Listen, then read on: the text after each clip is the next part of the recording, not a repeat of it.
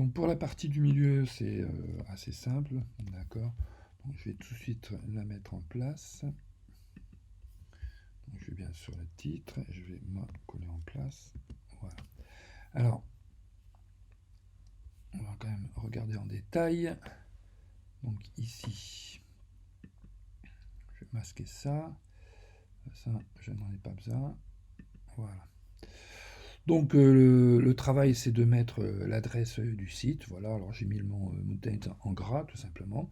Donc la police utilisée est toujours la même, Iragino. Ok. Et ici, j'ai fait de façon, par rapport au bloc paragraphe, d'accord, il est bien centré, et le bloc paragraphe, eh bien, il va aux extrémités de mon carré, tout simplement. Ok. Donc après, c'est ajustement, alignement. Tout ça, on l'a déjà vu. Donc, on peut très rapidement passer à l'étape suivante. Donc, ici, au premier encadré. Donc, on voit ici mes deux formes qui sont présentes. Je vais les visualiser. Voilà le fond, d'accord. Donc, j'ai un liseré blanc avec un rectangle blanc. Alors, le rectangle blanc, bien sûr, je l'ai réajusté en fonction du texte que j'ai mis dedans. D'accord. Donc, vous l'avez peut-être trop large ou trop haut. Donc je vais masquer le fond. Voilà, donc je vais bien sûr un petit peu tricher, c'est-à-dire hop, récupérer ici. Donc ici j'ai un seul bloc. Après j'ai un bloc texte et un bloc texte. Donc je vais en avoir trois. Donc je vais travailler trois fois de façon indépendante.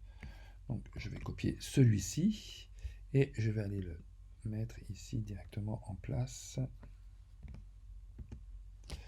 Voilà, alors bien sûr c'est une écriture blanche sur fond blanc, on ne voit pas très bien, donc je suis obligé de remettre le fond. Non, c'est pas, voilà, j'étais trop, voilà. Donc vous avez, je rappelle, le texte ici dans la Zentext. Donc ici, je pense que vous avez ici les, voilà, ça, c'est cette partie-là. Donc bien sûr, faites un copier-coller et vous avez un texte brut.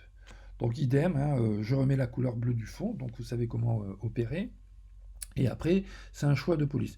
Alors, le choix de police, on peut toujours choisir d'autres polices. Ce qu'il faut faire quand même attention, c'est que, en principe, on utilise 3 polices différentes, grand maximum, sauf pour des choses un peu spécifiques. Donc là, il n'y a rien de très spécifique, donc on va rester très classique, vous voyez. Donc on reste toujours, moi j'ai pris celle-ci, hein. Vous pouvez prendre une autre police, mais il faut que ce soit bien lisible, il ne faut pas qu'elle soit trop décorative. Donc j'ai pris et je me suis amusé avec ces polices, tout simplement. Donc ici, vous voyez, j'ai ma police taille de 30, ici, avec un espacement de 61 entre caractères pour augmenter l'espace. Ici, je n'ai mis aucune autre option. Donc je l'ai écrit en majuscule, hein, donc, ou alors vous passez en majuscule forcée, voilà, tout simplement. Et après, j'ai ici le Mountain. Donc idem, ici en 30, vous voyez, c'est exactement la même chose, sauf que ici c'est du W6 au lieu du W3, donc j'ai mis gras. Donc vous regardez, certaines polices n'ont pas possibilité de mettre en gras, et d'autres si, hein, on les voit quand, vous voyez, quand vous avez un petit, voilà, ça, vous voyez, on a différents styles de police utilisables. Ok, donc on termine. Ici, alors c'est vraiment de la mise en page, hein, donc le texte est simple, et ici, vous voyez, on va commencer, alors je vais prendre celui-là, donc je suis en taille 9, donc à vous de modifier les interlignes pour que ce soit bien collé et pas de trop non plus. Est-ce que je suis intervenu? Alors je vais vérifier, donc je prends la totalité de mon texte, donc je regarde, hein, donc les espacements sont normaux. Voilà, je n'ai rien fait ici, c'est à 100%, donc je n'ai rien mis ici. Alors ce qui est bizarre, oui, c'est-à-dire que je suis tombé pile poil sur la largeur, étant donné que j'ai pris du Times, voilà, d'accord, du Times Regular taille 9. Donc, après, vous pouvez, si vous n'arrivez pas pile poil, on peut, vous voyez, jouer avec ceci. Voilà, c'est ça que je voulais vous montrer. Donc on peut, vous voyez, ajuster pour que, Voilà, le but du jeu étant que tout soit de la même largeur que ce mot-là. Donc ici, vous voyez, j'ai dû jouer et je suis à 340 au niveau des espaces. Voilà. Donc le but, c'est pas d'arriver strictement à la présentation et ici que je vous montre, mais c'est d'avoir le même esprit. C'est-à-dire avoir ici, vous voyez, les 3 lignes qui soient de la même largeur et ramassées, et ici le texte qui est un peu en décalé. Donc voilà pour cette mise en place. Après, je vais chercher le texte qui est en dessous. Donc je vais le montrer ici parce que voilà. Donc je vais prendre les deux tout de suite. Voilà, je vais les copier. Alors pour vous, bien sûr, ça prend un peu plus de temps parce qu'il faut positionner les blocs texte et ainsi de suite. C'est pour ça que j'ai pris cette option de faire du copier-coller pour aller plus vite. Ok, donc là, je suis obligé de montrer le fond, autrement on ne va pas comprendre. Voilà. Hop, je descends. Tiens, donc je ne vois pas mon texte noir. Bon, il est là, vous voyez, il est un peu plus bas. Ok. Donc, je vais monter tout simplement. Voilà. Alors, ici, bah, c'est toujours la même chose. Hein. Donc, premier bloc. Voilà.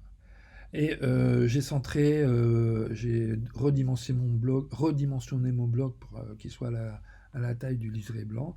Et je suis intervenu sur l'option du bloc texte. Voilà. Et vous voyez, c'est ici, marge intérieure du bloc, 2 mm. Donc là, j'ai fait, c'est chaîné, d'accord. Donc, aussi bien en haut, en droite et ainsi de suite. Ce qui me permet d'avoir une marge, c'est-à-dire d'avoir le texte qui ne soit pas collé au liseré. Bien sûr, il faut aussi jouer avec le texte, c'est-à-dire ici. Donc, je reste toujours avec mon texte ici, Iragino. Je suis en taille 16. J'ai ici 15 points en espacement interligne. Et ici, regardez, j'ai joué avec ça. En fait, hein, vous jouez avec ceci, vous allez au maximum. De toute façon, vous voyez, dès que vous êtes au maximum, il crée une ligne supplémentaire. Je l'enlève en revenant en arrière. Et voilà.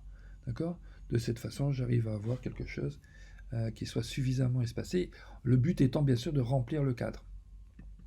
Donc ici, bon, j'ai mis au word track et puis voilà. Donc Mini Pro, c'est bizarre cette police. C'est du Times normalement ça. Voilà, bon. Ouais. Ok. Donc là, hop. Donc pour moi c'est du Times, il me met du Mini Pro. Ok. Donc ici, bah, vous ajustez votre texte en fonction de la hauteur et de la largeur de l'encadré. Alors le but, voilà, étant que ce ne soit pas le texte qui pilote votre mise en page, c'est pour ça qu'on a mis les encadrés dans un premier temps.